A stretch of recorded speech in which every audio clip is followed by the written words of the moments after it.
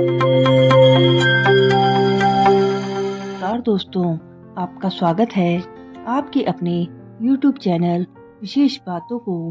तो चलिए आज की वीडियो हम शुरू करते हैं। तुला राशि में जन्मे जातकों के लिए यह महीना निश्चित रूप से फलदायक रहने की संभावना है।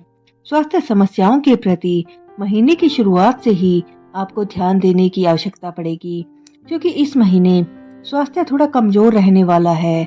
आर्थिक स्थिति अनुकूल रहेगी, जबकि खर्चे भी हद से ज्यादा ही होंगे। फिर भी आप धीरे धीरे अपनी आमदनी के अनुपात में खर्चों को संभाल पाने में कामयाब रहेंगे, जिससे आर्थिक स्थिति बहुत ज्यादा बिगड़ नहीं पाएगी। आप शैक्षिक मामलों में सावधानी से काम लें। किसी प्रतियोगी परीक्षा की तैयारी में ज्यादा भटकाव का सामना करना पड़ सकता है, इसलिए एकाग्रता को बढ़ाने का प्रयास करें। करियर के मामले में अनुकूल परिणामों की प्राप्ति होगी। बेरोजगार जातकों को नया रोजगार प्राप्त हो सकता है। धर्म कर्म के मामले में मन लगेगा और किसी धार्मिक कार्य में दूसरे शहर, दूसरे राज्य है या विदेश जाने का मौका मिल सकता है। विद्यार्थियों के लिए अनुशासित होकर पढ़ाई करने से अच्छी सफलता के योग बनेंगे। तुला कार्य क्षेत्र राशिफल। करियर के दृष्टिकोण से यह महीना मध्यम फलदायी रहने की संभावना है। शनि महाराज पंचम भाव में विराजमान रहेंगे, जो सप्तम से अष्टम भाव है। इसलिए यदि आप अपनी नौकरी में बदलाव करना चाह रहे हैं, तो इस दौरान आपके सामने कोई अवसर आ सकता है, जिसे अपनाकर आप अपनी नौकरी बदलने में कामयाब हो सकते हैं। जो लोग अभी तक बेरोजगार बने हुए हैं और नौकरी की तलाश में हैं, उन्हें इस महीने अच्छी नौकरी प्राप्त होने के सुंदर योग बनेंगे। अपनी तरफ से प्रयास करना जारी रखें। छठे भाव में मंगल, राहु और बुध की उपस्थिति के कारण आपके विरोधी प्रबल होने लगेंगे और आपको परेशान करने की पूरी कोशिश करेंगे।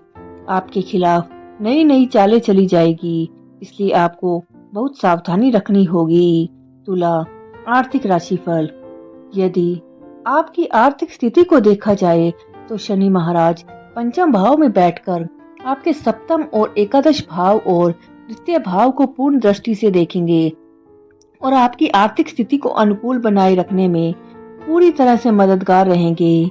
आपकी आमदनी बढ़ेगी, आपकी नियमित आमदनी में भी बढ़ोतरी होगी और आपके हाथ में धन आना शुरू हो जाएगा।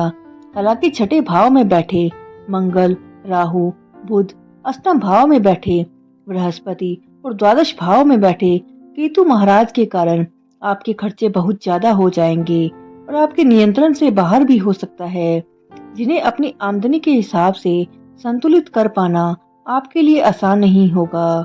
महीने के उत्तरार्ध में सूर्य शुक्र के अष्टम भाव में जाने से इन खर्चों में और ज्यादा बढ़ोतरी हो सकती है। तुला स्वास्थ्य राशिफल। यह महीना स्वास्थ्य के दृष्टिकोण से थोड़ा उतार चढ़ाव से भरा रहने वाला है। राशि स्वामी शुक्र महाराज सप्तम भाव में सूर्य महाराज के साथ विराजमान रहेंगे और पंचम भाव में बैठे शनि महाराज की ओर पर दृष्टि होगी, जिससे स्वास्थ्य समस्याएं आ सकती है। केवल इतना ही नहीं, छठे भाव में मंगल, राहु और बुध की युति स्वास्थ्य बिगड़ने में महत्वपूर्ण भूमिका निभाएगी। यही से आपको ध्यान देना होगा कि किसी प्रकार की रक्त की अशुद्धि, समस्याएं या फोड़ा फुंसी जैसा कोई रोग आपको परेशान ना करे। समय रहते चिकित्सक से संपर्क कराएं।